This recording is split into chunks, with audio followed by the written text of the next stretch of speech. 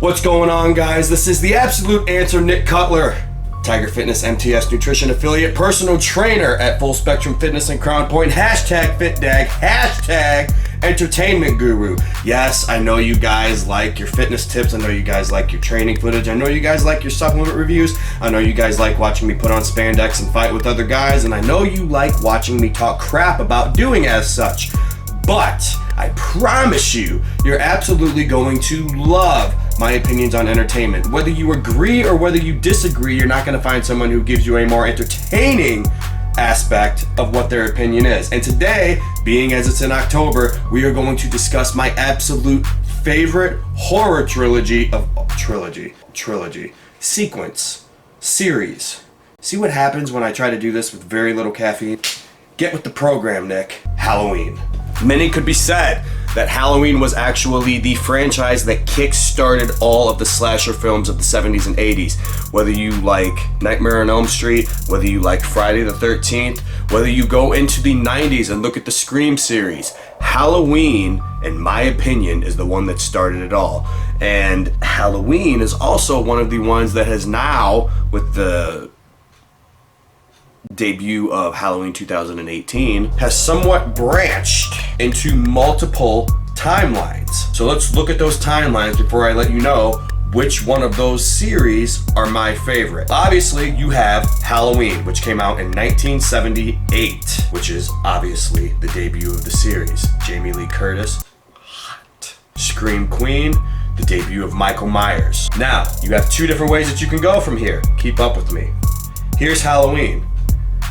From here, you can go to Halloween 2, which, although it came out 3 years after the original film, is actually taking place on the exact same night. Once you go from Halloween 2, you can go one of two ways. You can go this way to Halloween 4, 5, and 6, which is going to actually include the death of Jamie Lee Curtis's character, Laurie Strode, but follow the events of her daughter, Jamie, Michael Myers' new target. Or you can go this way, where you get Halloween H2O, where Laurie Strode actually survived the events of Halloween and actually now has a son, not a daughter, a son. Or you can ignore Halloween 2 and you can go straight from Halloween to Halloween, which came out in 2018, which is actually a direct follow-up to the original Halloween. Are you guys confused yet? Because I've had to explain this to my wife like 20 times and I'm fairly certain she still doesn't understand what I'm saying. And then of course, there's Halloween 3, but we'll talk about that later.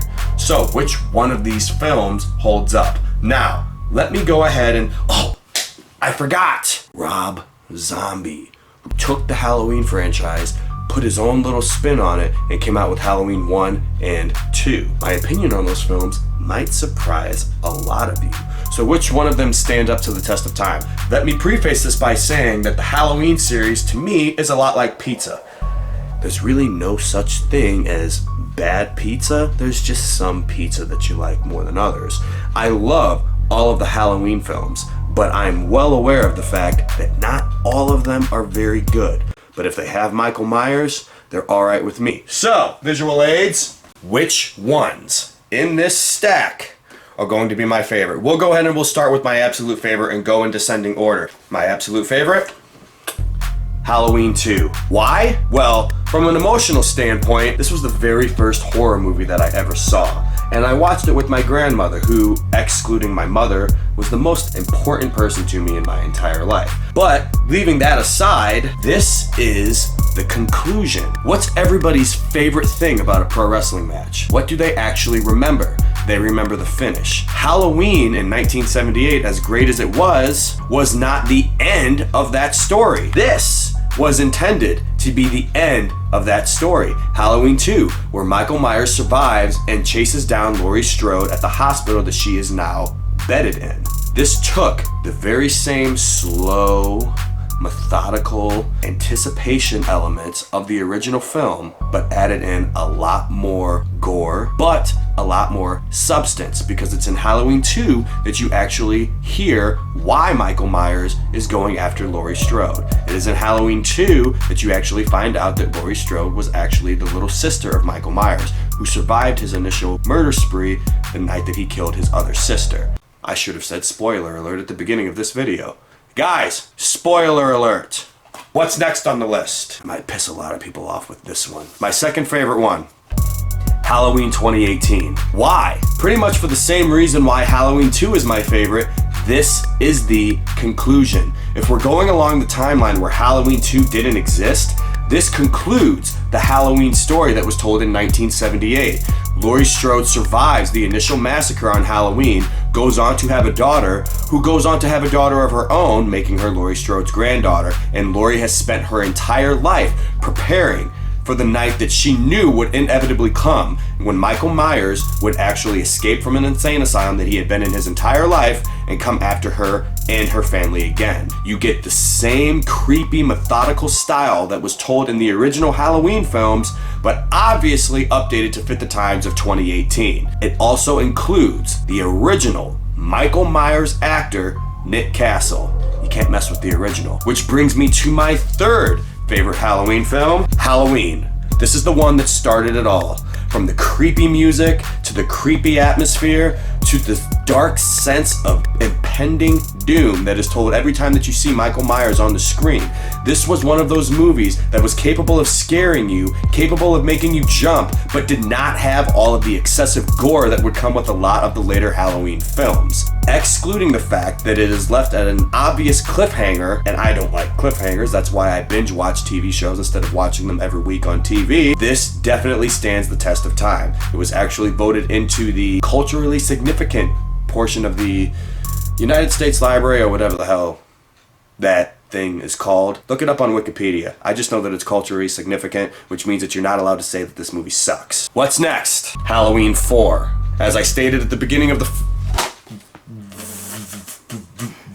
video, keep up with me. Halloween 4 goes in a different timeline than the other Halloween films. You got Halloween and Halloween 2. If we're going on the route of Halloween 4, Laurie Strode, she's dead, but she had a daughter. Her daughter is now in foster care, but she shares a telepathic link with her Uncle Michael, who hears of her existence and wakes up from a coma that he has been in for 10 years to return to Haddonfield and go after Jamie and anybody who tries to protect her. This movie brought back a lot of the original aspects of the film, but one thing that it did not bring back was the original Michael Myers mask, which is one of the reasons why I dislike 4 and 5, because of the fact that the mask looks absolutely ridiculous. If you go back and you do your research, the original Michael Myers mask was actually a Captain Kirk mask,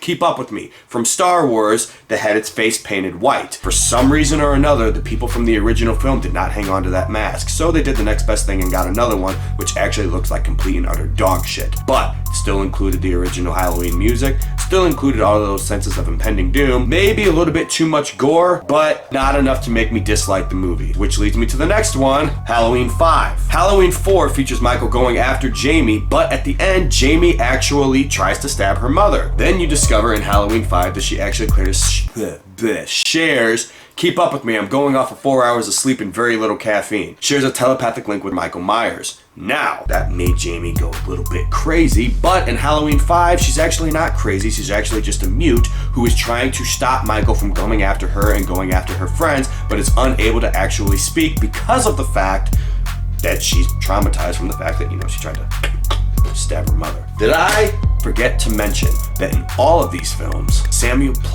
Donald Pleasance, Samuel Loomis was his actual name. Guys, why aren't you keeping up with me? Donald Pleasance as Dr. Loomis, absolutely iconic. The best part of the original Halloween films was the fact that he was included. So if I needed any other excuse to make sure that all of the original films were in the top of the list, he is why. Next on the list, Halloween, The Curse of Michael Myers, otherwise known as Halloween 6. Why is this next? Number one, they got a lot better of a mask than they had in the 4 and 5. You also have the conclusion of this timeline. If you go from Halloween to Halloween 2 to Halloween 4, 5, and 6, it's Halloween 6 where you discover how Michael Myers got his powers. He's not just a freak of nature, he actually has something on him called the Curse of Thorn. Now, long story short, I'll save you guys the instructions. If you want to know exactly what it is, you can go and watch the video. But needless to say, Michael Myers can't die until he kills his next of kin and makes a sacrifice, at which point the curse passes on to somebody else, which is why he's going after Jamie and in Halloween 6, her newborn child. This one came out in 1994, which also featured the debut of Paul Rudd, who looks the same age as he does now. Wonder what his secret is. Maybe it was the fact that he was... I'm filming here! Don't judge me.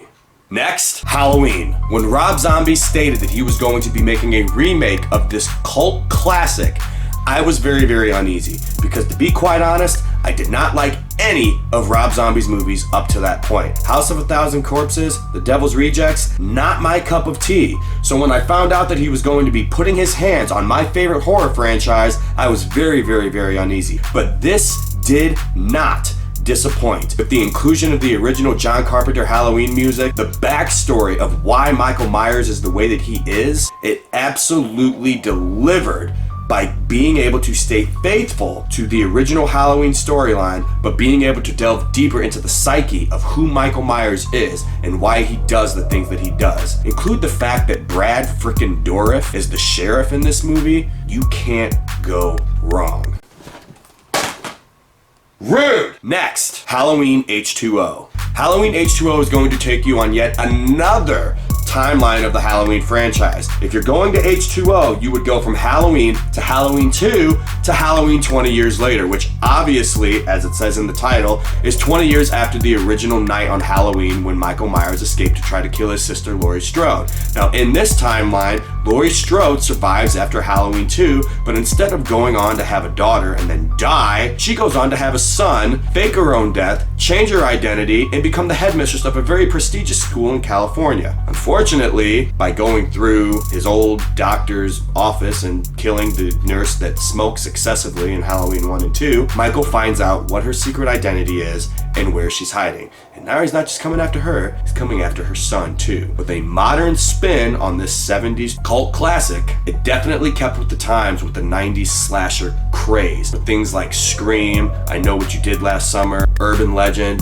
Obviously we were going to see something like this. To be quite honest, I did not hate it. Plus, it's got LL Cool J in it, and everything that LL Cool J does has to have a taste of gold. Next on the list, Halloween Resurrection. Halloween Resurrection takes place after Halloween H2O. Now the story this tells is, at the end of Halloween H2O, you see Jamie Lee Curtis's character Laurie Strode kill who she thinks is Michael Myers, until you find out at the beginning of Halloween Resurrection that it was actually just a hospital worker who Michael attacked, crushed his larynx, put his mask on, and he couldn't tell anybody that it wasn't him. Even though I'm sitting here asking myself, why didn't...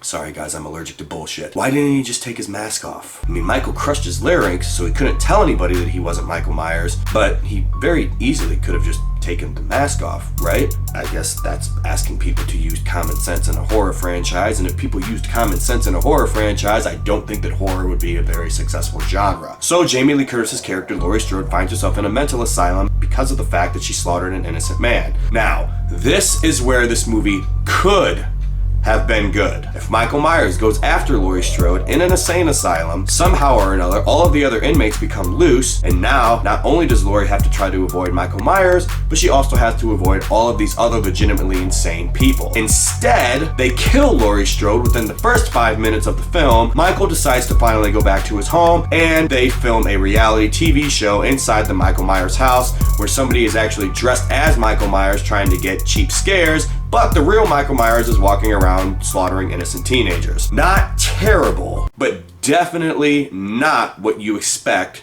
from a Halloween movie. Next, Halloween 3.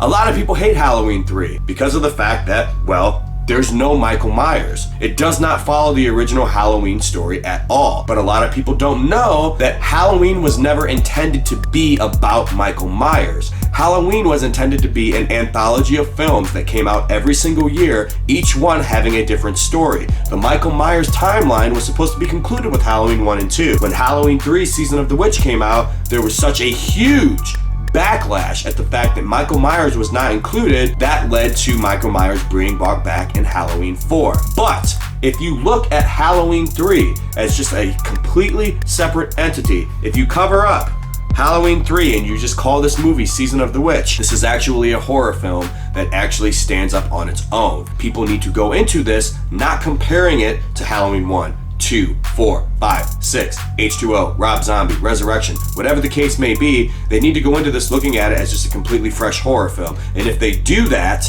they will not be disappointed. Which brings me to my least favorite one of the franchise. The only one that I don't like enough to actually own on DVD, Halloween 2 by Rob Zombie. Halloween 2 by Rob Zombie bastardized my favorite Halloween film of the franchise by taking Halloween 2, which is supposed to occur on the exact same night as Halloween 1, which they lead you to believe while you're watching the movie, and then fast forwarding 2 years later and discovering that there's some sort of telepathic connection between Laurie and Michael, and you don't know what's actually going on in Laurie's head and what's actually happening in real life, and it's a completely difficult story to follow.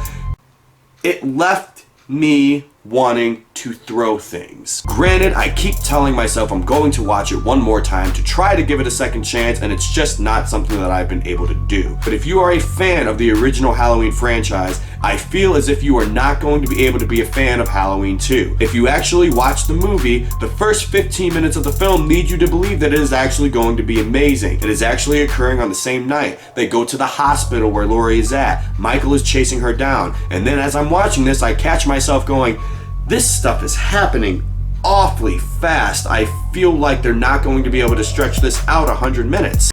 And then something comes up on the screen that says 2 years later, and my childhood is shot to hell. So, that's my rating for the Halloween films. If you guys missed that, that's Halloween 2, Halloween, the original Halloween, Halloween 4, 5, and 6, Halloween by Rob Zombie, Halloween H2O, Halloween Resurrection, Halloween 3, and last of the bunch, Halloween 2.